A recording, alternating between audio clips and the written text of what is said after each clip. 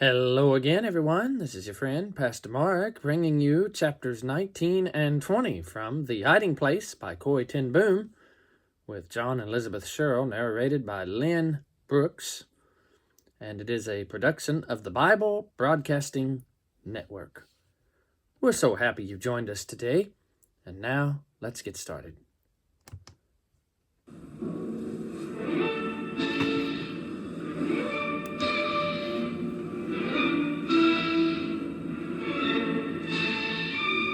From the studios of the Bible Broadcasting Network, we present Christian Classics, reading from a book that has influenced the lives of many people. Our narrator is Lynn Brooks. Today we'll be reading chapter 19 from The Hiding Place. Willem's underground work brought him frequently to Harlem. There was an expression of something like despair mingled now with the worry lines in his face. Twice, soldiers had been to the nursing home, and although he had managed to deceive them about most of the Jews still in residence there, one sick, blind old woman had been taken away. 91. Willem kept saying she couldn't even walk. They had to carry her to the car.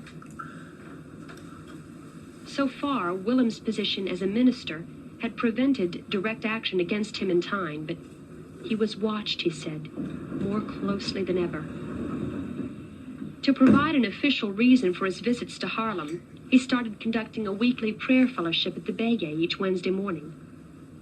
But Willem could do nothing routinely, especially pray, and soon the meeting was attended by dozens of Harlemers hungry for something to believe in this fourth year of the occupation. Most of those coming to the services had no idea of the double life of the Begay.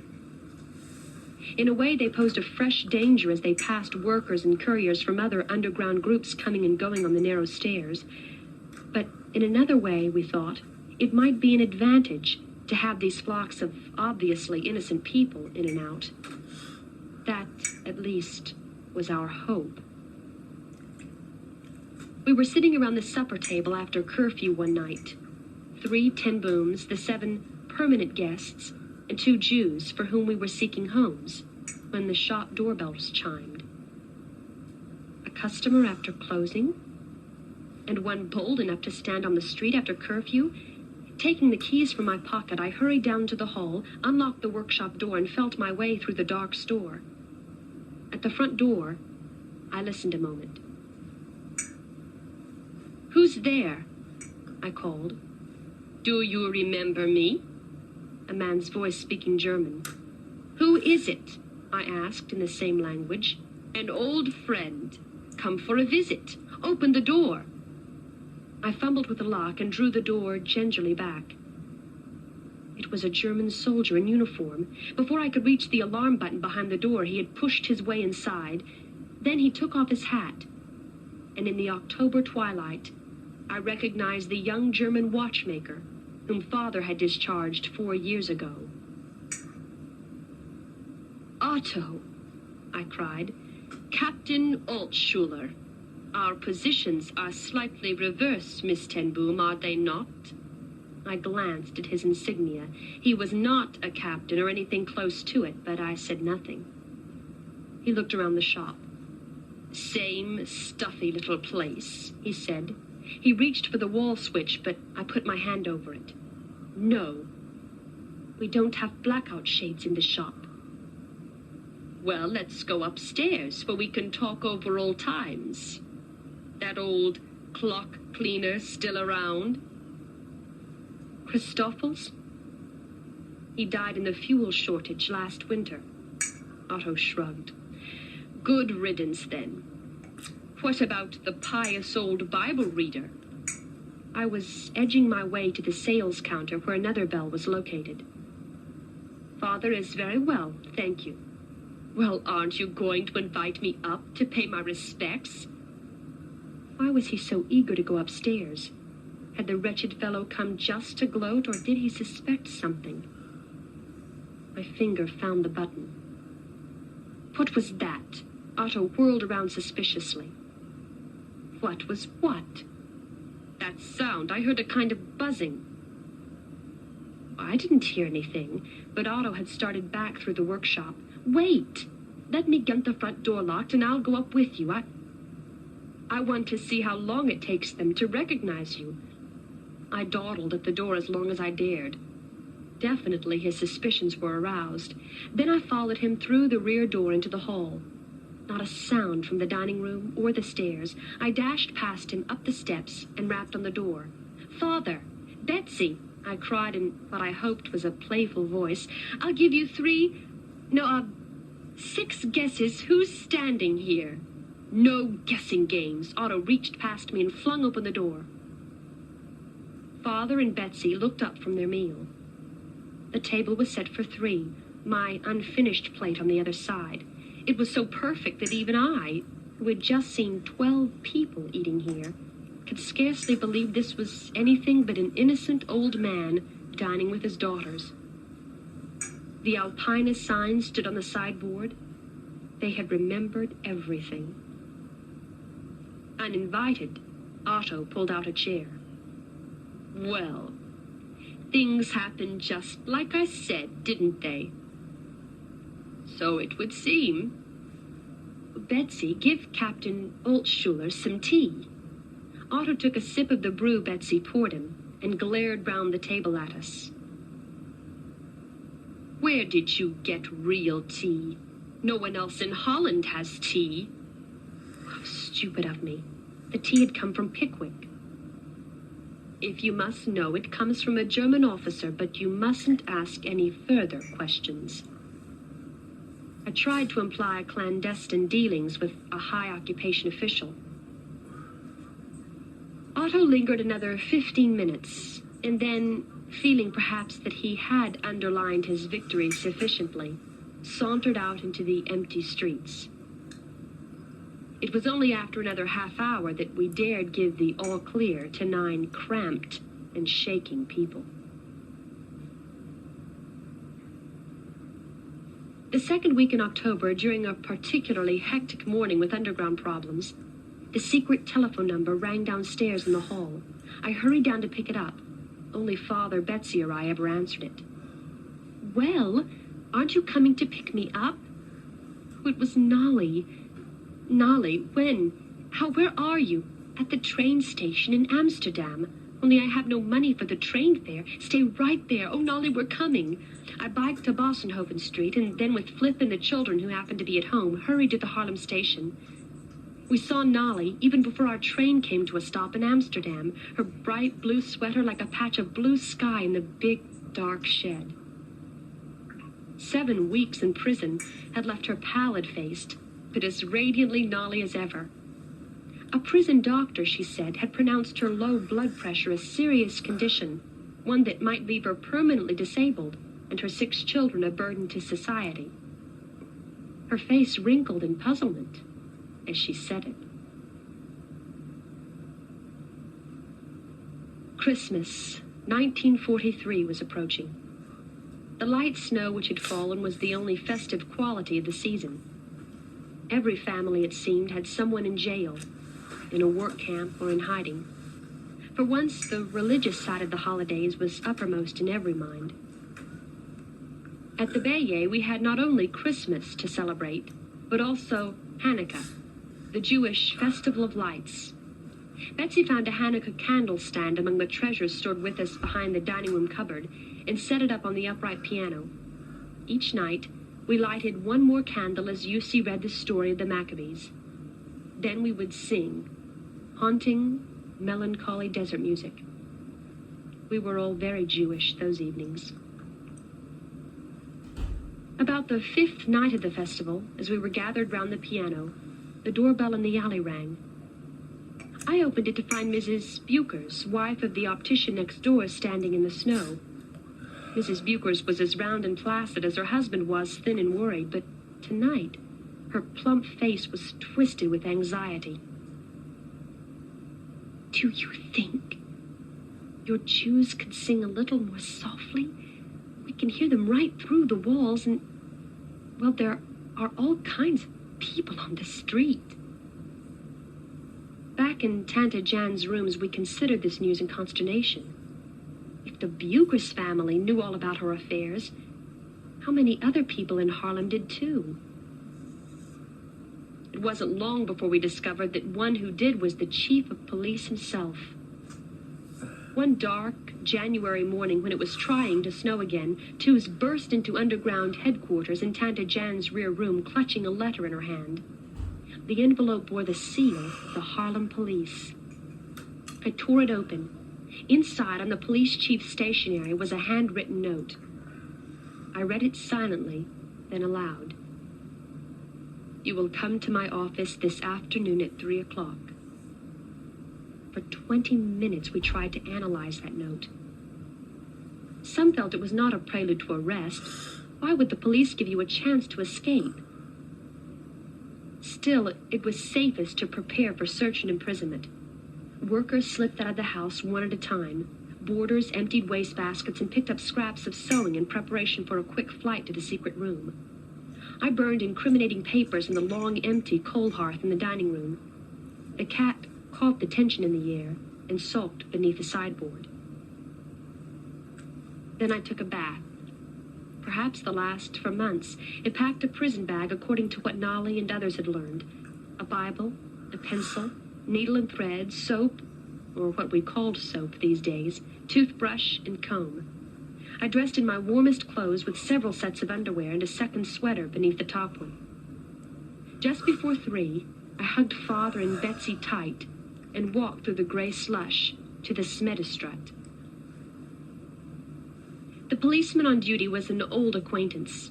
He looked at the letter, then at me with a curious expression. This way, he said. He knocked at a door marked Chief. The man who sat behind the desk had red-gray hair combed forward over a bald spot. A radio was playing. The chief reached over and twisted the volume knob, not down, but up. Miss Ten Boom. Welcome. How do you do, sir? The chief had left his desk to shut the door behind me. Do sit down. I know all about you, you know. About your work. The watchmaking, you mean? You're probably thinking more about my father's work than my own. The chief smiled. No, I mean your other work.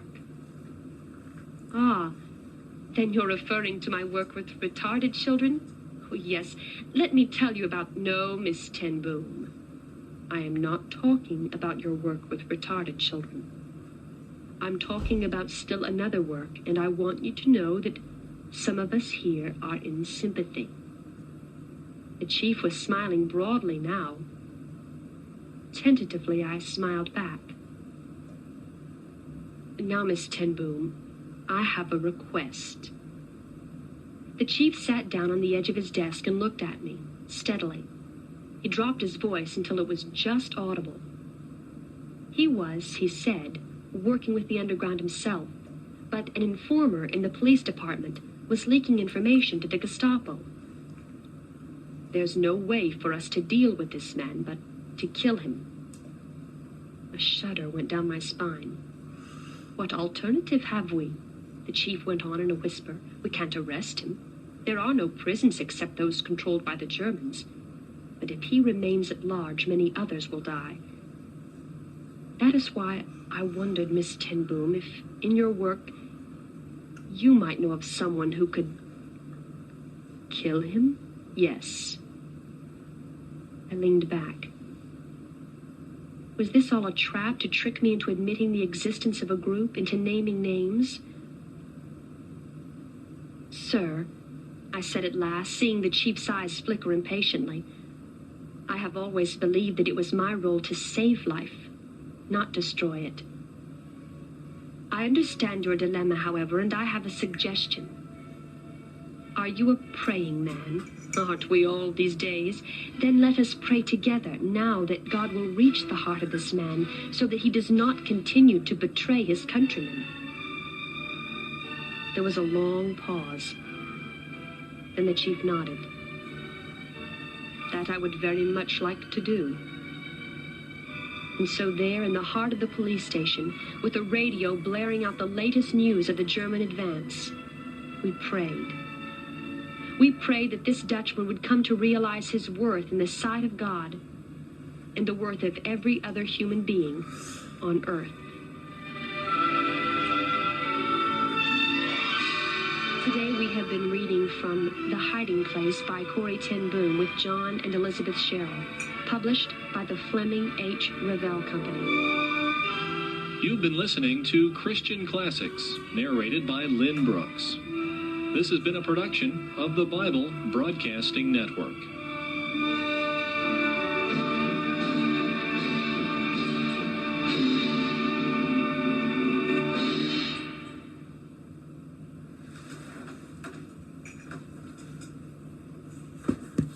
And from Wednesday, January 21st, I guess it is, 2026.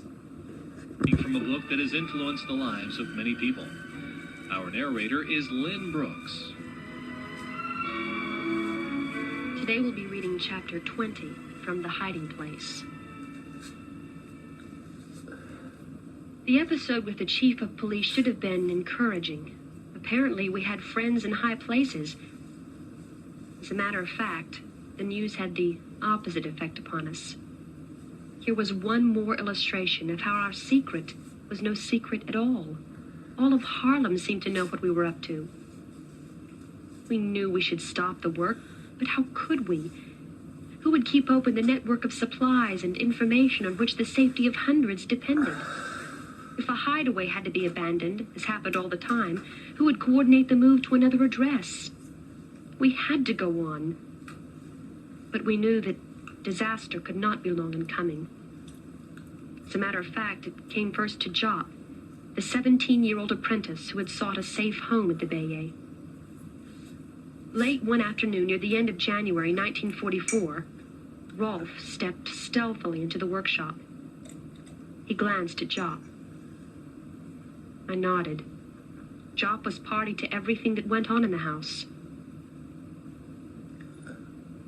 There's an underground home in Ede that is going to be raided this evening. Do you have anyone who can go?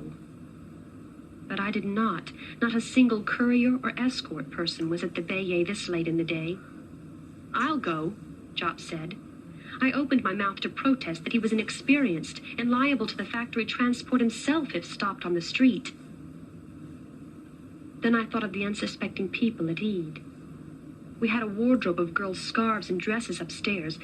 Then quickly, boy, Rolf said. You must leave immediately. He gave Jop the details and hurried away. In a few moments, Jop reappeared, making a very pretty brunette in long coat and kerchief, a fur muff hiding his hands. Did the lad have some kind of premonition? To my astonishment, he turned at the door and kissed me. Jop was supposed to be back by the 7 p.m. curfew. 7 came and went. Perhaps he had been delayed and would return in the morning. We did have a visitor early the next day, but it was not Jop. I knew the minute Rolf stepped through the door that bad news was weighing him down. It's Jop, isn't it? Yes. What happened? Rolf had learned the story from the sergeant at the night desk. When Jop got to the address in Ede, the Gestapo was already there. Jop had rung the bell. The door opened. Pretending to be the owner of the house, the SD man had invited Jop in. And Corrie, Rolf said, we must face it. The Gestapo will get information out of Jop. They have already taken him to Amsterdam. How long will he be able to hold his tongue? Once again, we considered stopping the work. Once again, we discovered we could not. That night, Father and Betsy and I prayed long after the others had gone to bed. We knew that in spite of daily mounting risks, we had no choice but to move forward. This was evil's hour. We could not run away from it. Perhaps only when human effort had done its best and failed would God's power alone be free to work.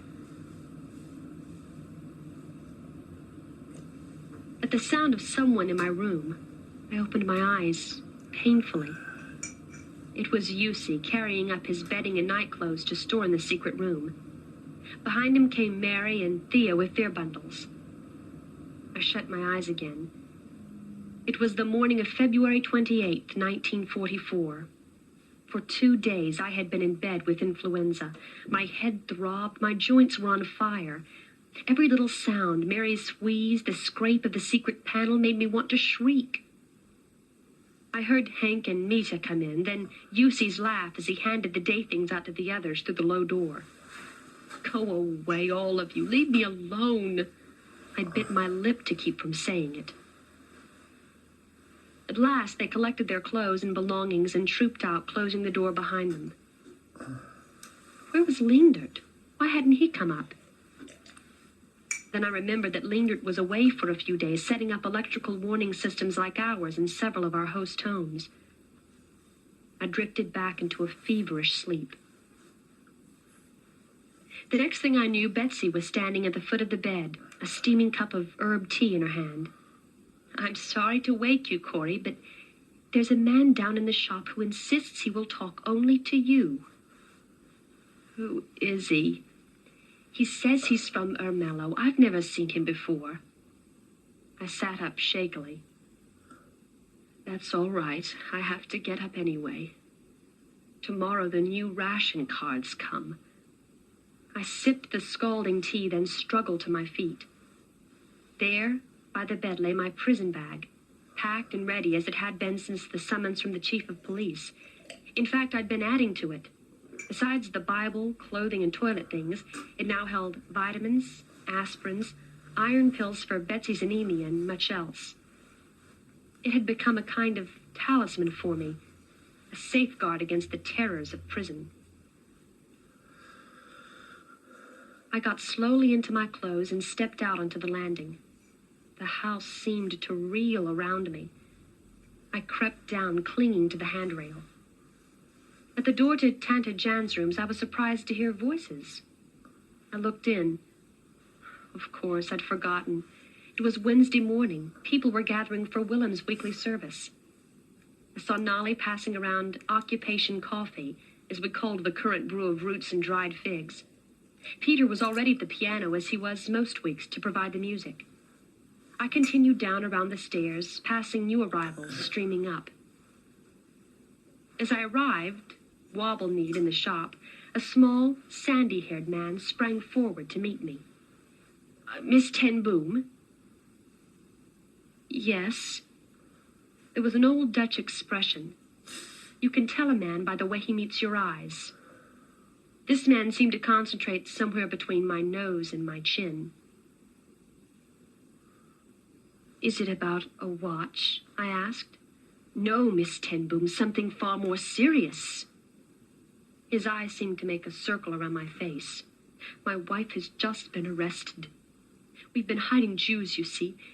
If she is questioned, all of our lives are in danger. I don't know how I can help. I need 600 guilders. There's a policeman at the station in Ermello who can be bribed for that amount. I'm a poor man. Well, I've been told you have certain contacts. Contacts? Miss Ten Boom, it's a matter of life and death. If I don't get it right away, she'll be taken to Amsterdam, and then it will be too late.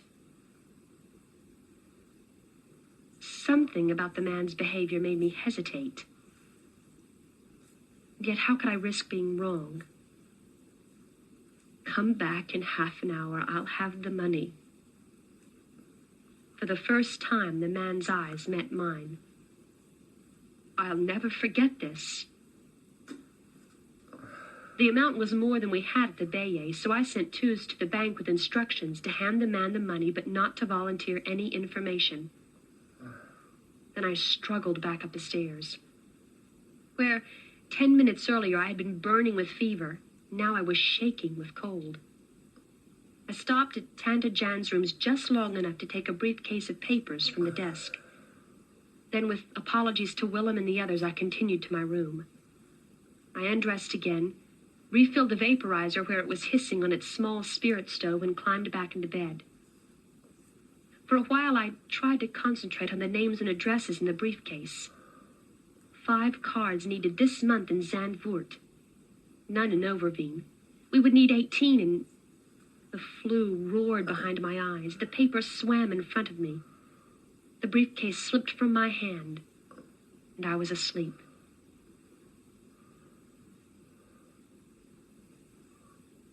In my fever dream, a buzzer kept ringing. On and on it went. Why wouldn't it stop?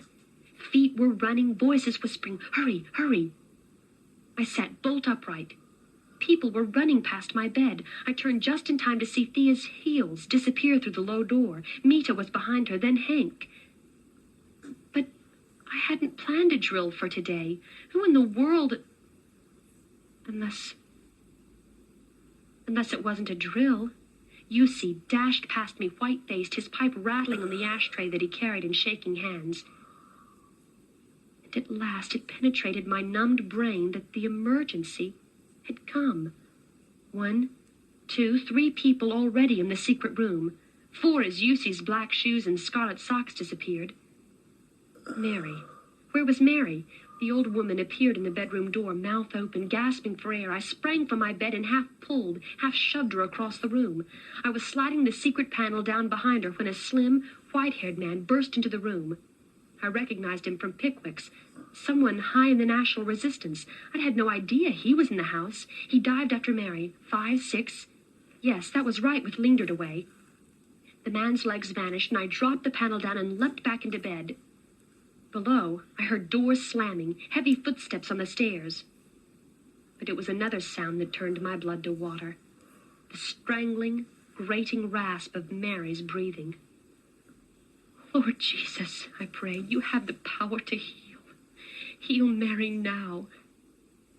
And then my eye fell on the briefcase, stuffed with names and addresses. I snatched it up, yanked up the sliding door again, flung the case inside, shoved the door down, and pushed my prison bag up against it. I had just reached the bed again when the bedroom door flew open. "What's your name?" I sat up slowly and, I hoped, sleepily. "What? Your name?" "Cornelia ten Boom." The man was tall and heavy-set with a strange, pale face. He wore an ordinary blue business suit. He turned and shouted down the stairs, "We've got one more up here, Willems." He turned back to me. "Get up, get dressed." As I crawled out from under the covers, the man took a slip of paper from his pocket and consulted it. "So you're the ringleader. Tell me now, where are you hiding the Jews?" I don't know what you're talking about." The man laughed. "And you don't know anything about an underground ring either. We'll see about that." He had not taken his eyes off me, so I began to pull on my clothes over my pajamas, ears straining for a sound from the secret room. "Let me see your papers." I pulled out the little sack that I wore around my neck. When I took out my identification folder, a roll of bills fell out with it. The man stooped, snatched up the money from the floor, and stuffed it into his pocket. Then he took my papers and looked at them. For a moment, the room was silent. Mary Atali's wheeze. Why wasn't I hearing it? The man threw the papers back at me. "Hurry up!" But he was not in half the hurry I was to get away from that room. I buttoned my sweater all wrong in my haste and stuffed my feet into my shoes without bothering to tie them. Then I was about to reach for my prison bag. Wait. It stood where I had shoved it in my panic, directly in front of the secret panel. If I were to reach down under the shelf to get it now with this man watching my every move, might not his attention be attracted to the last place on earth I wanted him to look? It was the hardest thing I had ever done, to turn and walk out of that room, leaving the bag behind. I stumbled down the stairs, my knees shaking as much from fear as from flu. A uniformed soldier was stationed in front of Tanta Jan's rooms. The door was shut. I wondered if the prayer meeting had ended, if Willem and Nolly and Peter had got away. Or were they all still in there? How many innocent people might be involved? The man behind me gave me a little push, and I hurried on down the stairs to the dining room. Father, Betsy, and Tooze were sitting on chairs pulled back against the wall. Beside them sat 3 underground workers who must have arrived since I had gone upstairs. On the floor beneath the window, Broken in 3 pieces lay the Alpina sign. Someone had managed to knock it from the sill.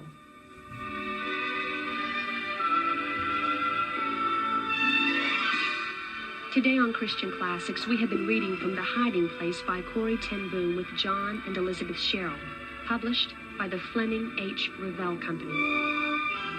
You've been listening to Christian Classics, narrated by Lynn Brooks. This has been a production of the Bible Broadcasting Network.